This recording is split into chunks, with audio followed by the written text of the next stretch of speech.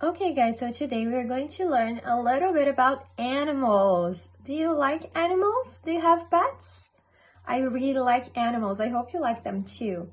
What are we going to do? We're going to listen and repeat the names of the animals, okay? So let's go. Ant, bear, bird, camel, cat, crocodile, dog, dragonfly, elephant, fish, fly, fox, frog,